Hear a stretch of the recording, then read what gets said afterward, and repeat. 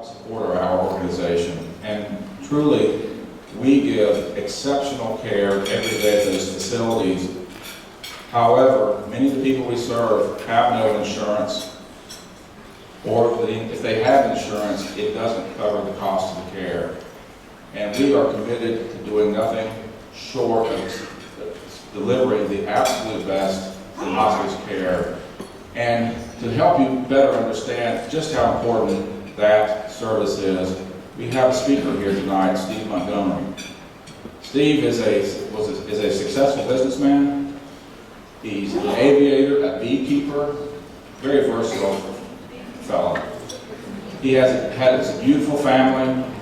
He had a beautiful wife, 3 beautiful children. And then one day you get some information, some news, and suddenly your life changes. And Steve's going to talk about that life change and how Hospice and Palliative Care Charlotte region helped he and his wife and his family through a very, very difficult time. So I'm very happy tonight to introduce Steve. Steve's going to tell you his story, and I think you will find it moving, but also inspirational. And Steve is it's good to get the water. So again, you should have brought the wine. I hear you. But Steve, thank you so much for being here tonight and sharing your experience and your story with us. All right. Thank you.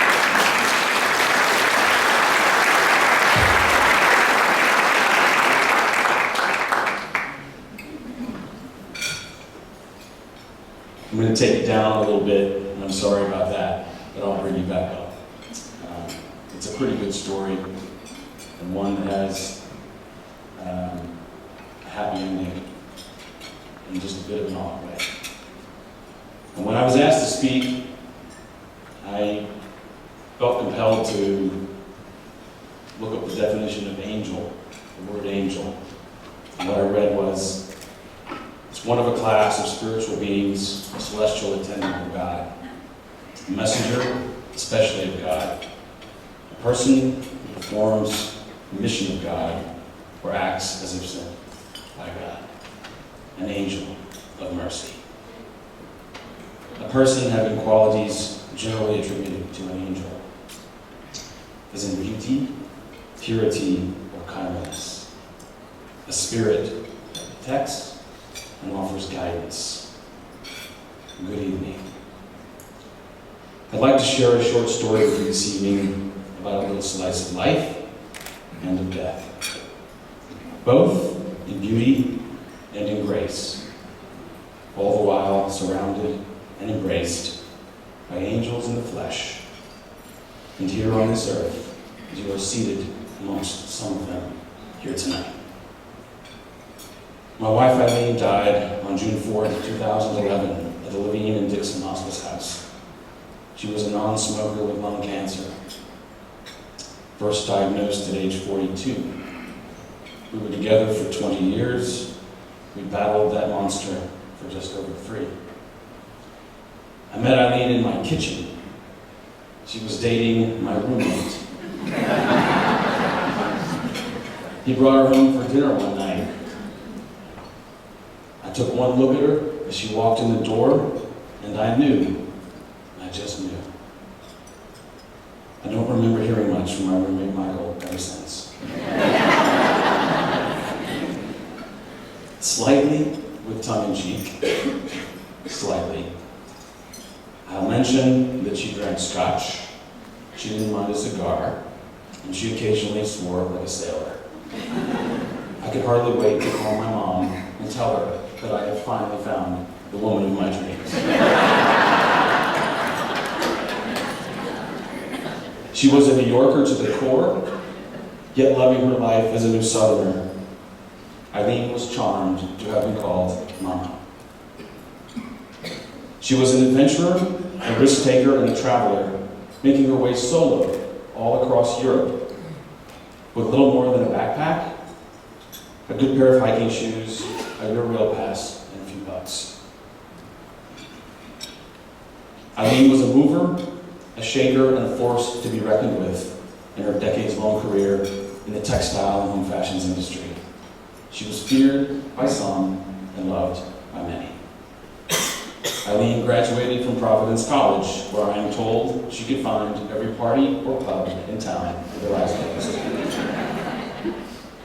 She was forever drawn to the salt air and the sea. And that's Eileen. We have 3 young children, Maxwell 9, Madeline 9, and Eleanor, my bonus love child, almost 8. Eleanor was just 2 years old when her mommy got sick.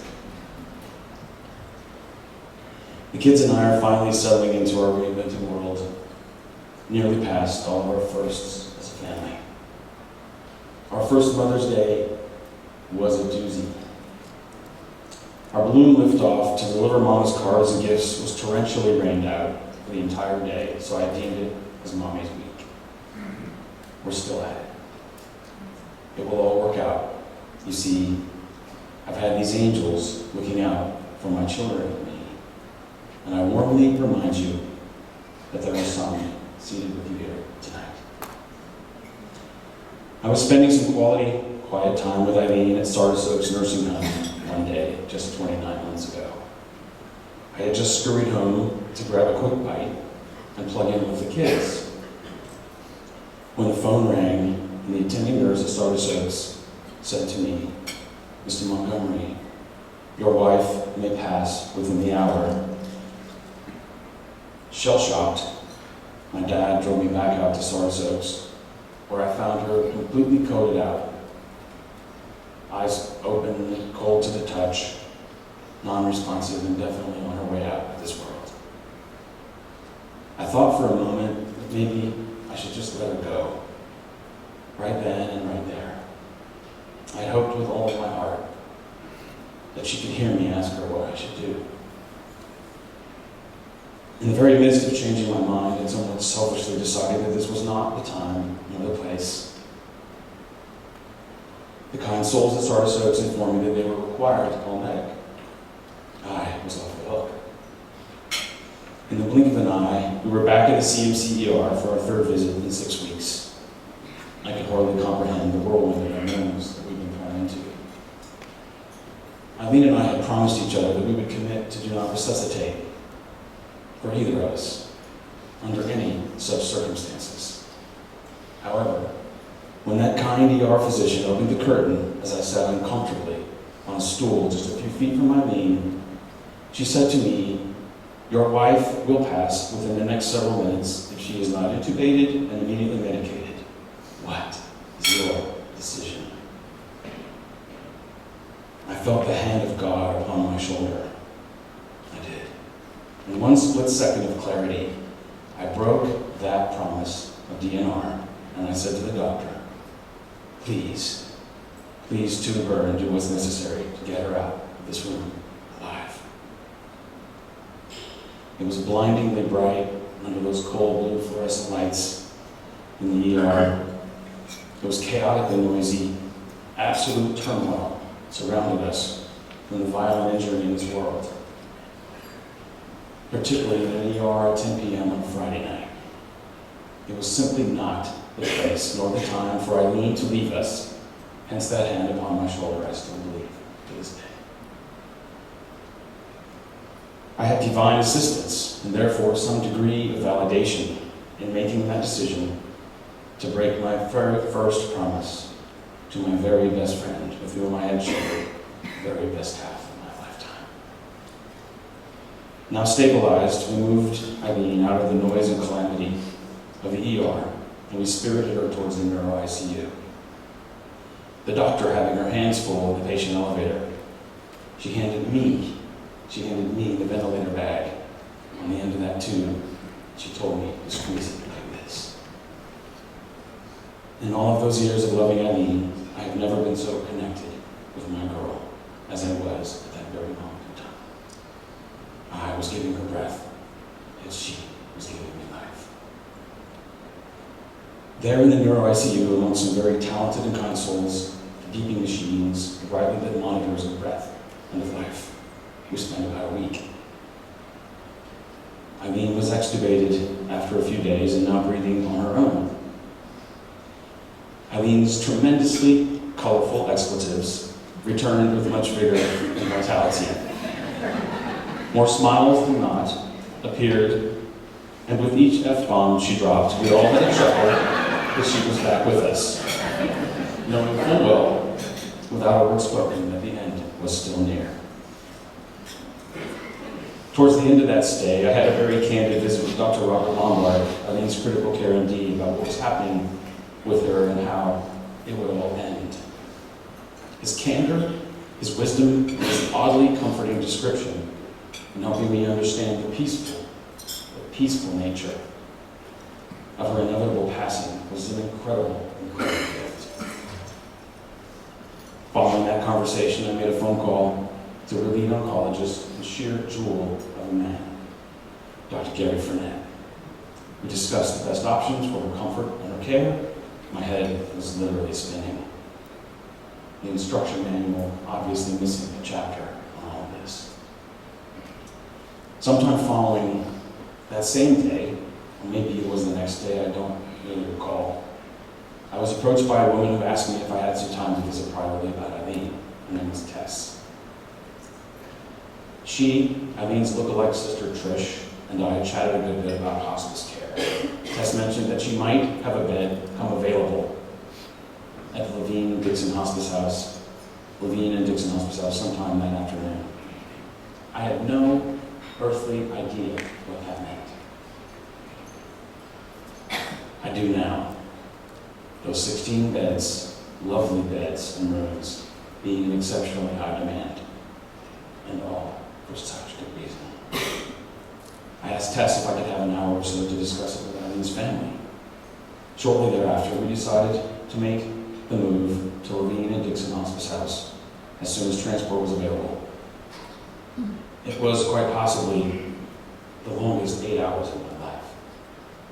At first agonizing over the fact that we'd given up, only to learn later that we in turn had really been given something of pure and absolute beauty and terrifically amazing grace.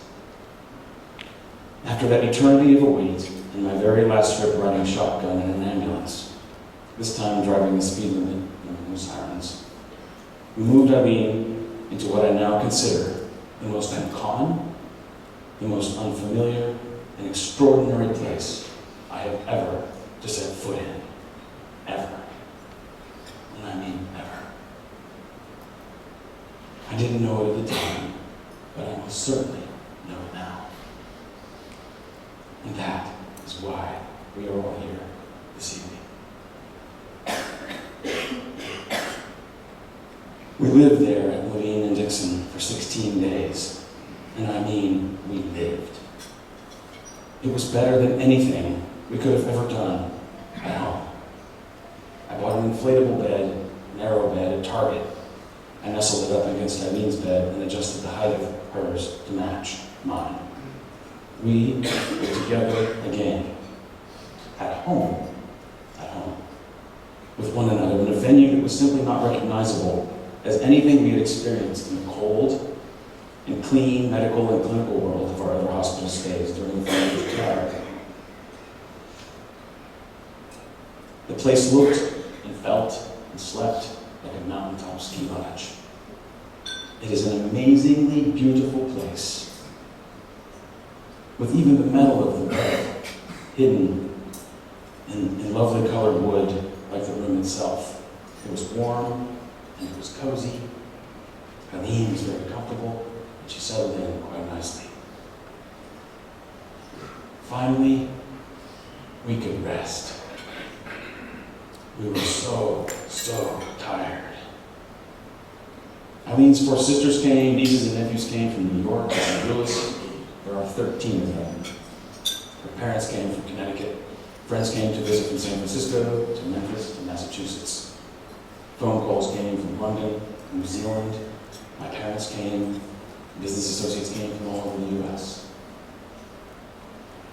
Her business partner Phil came one day, making a 5-hour drive to spend just 30 minutes. I remember when Phil walked in the door to her room. He hadn't seen her for some time. She didn't quite look the same as he remembered. Upon his first glance towards Eileen, his bright and smiling face burst into a complete mess of tears. Again, Eileen's very colorful expletives once again shared as she provided Phil with the instructions she demanded for him to enter the room, else not to come in at all. She was still at it, still not done, and still very much Eileen. Each of her sisters slept in that room on the arrow bed next to her for a night or two each, enjoying some precious sister and girly time with our girl. I heard talking, I heard giggling, a little bit of crying, yet what I mostly heard was a lot of life. A lot of life. There was a lot of life left in my girl. Much, much more than I ever knew on that night in the ER when that divine hand was laid upon my shoulder. Damn, glad I wrote that promise.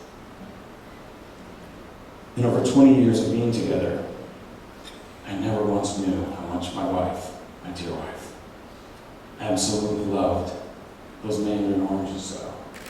Especially when fed to her still lovely lips by our 3 beautiful children. Maxwell, Madeline, and Eleanor still talk to this day of their time there with Mommy, of playing upon the prayer labyrinth, and rubbing their hands on the rosemary bushes and smelling the sweetness of remembrance.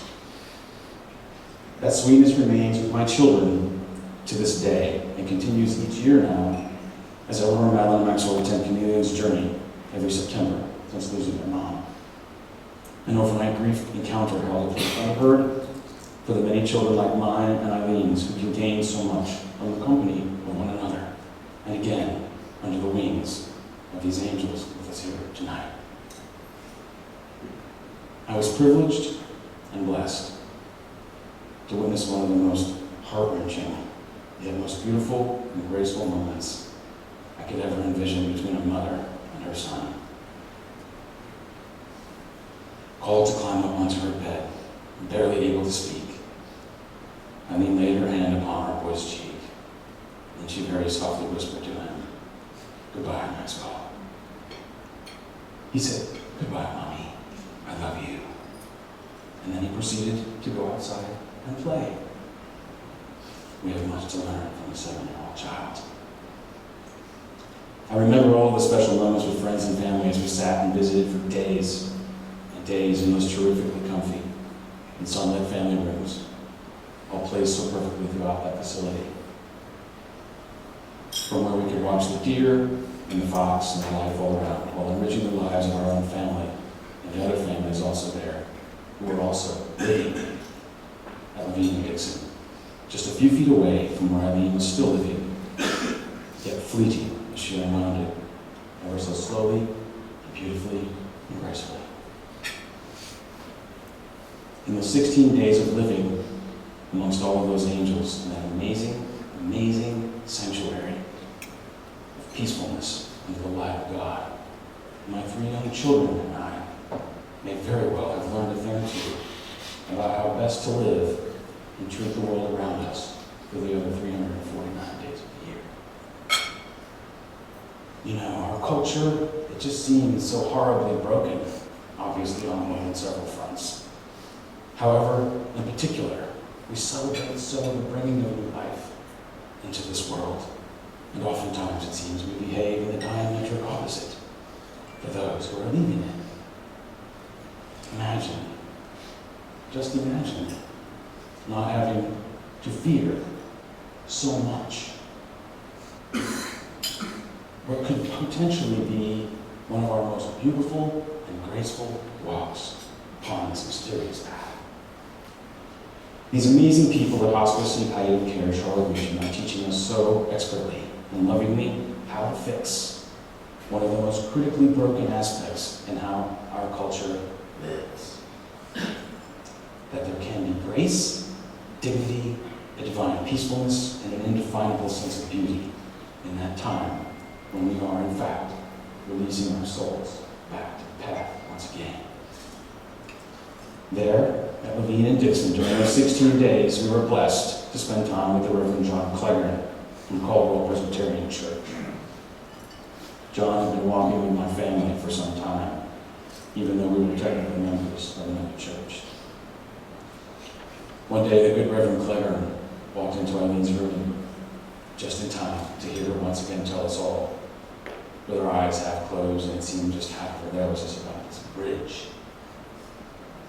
This small white bridge in some kind of flowery meadow, where on the other side was her puppy, her grandmother Nanny Winnie, her Uncle Henry, her Aunt Betty, and others, literally calling her to come. To come and cross the bridge to be with them. The first time Eileen shared this vision, I thought maybe it was simply the brain tumors at work. However, this happened on numerous occasions throughout those 16 days of learning and living. After listening intently to Eileen's half-conscious storytelling about the bridge, the dear Reverend Cleggan turned to me with amazement in his eyes, and he said, "You know, they don't teach that in seminary school." It was really an unimaginable gift to witness to Eileen and giving us all a glimpse of what lay on the other side of that bridge. In the weeks and months past Eileen's death, unexpected and unplanned, I was visited regularly in our home by an exceptional and compassionate and learned grief counselor, Susan Hewitt. Susan helped keep me in line until the time came when I had learned to do it on my own. What these dear souls at Hospice and Palliative Care Charlotte Region perform through their literally angelic movements, lay the groundwork and help make the path for both the living and the dying less frightening, shown in a much brighter light, and they make the path infinitely easier to walk for us all. Day in and day out, all day long, and through each and every night, these people give of themselves in a way that shines beyond all definition. I am gratefully asking you to do the same. We're going to be okay. We've had these angels looking out for us. My children and I thank you for being here. God bless you for being there. And is there a spare train ticket in the house? Because I could sure use one. Good night.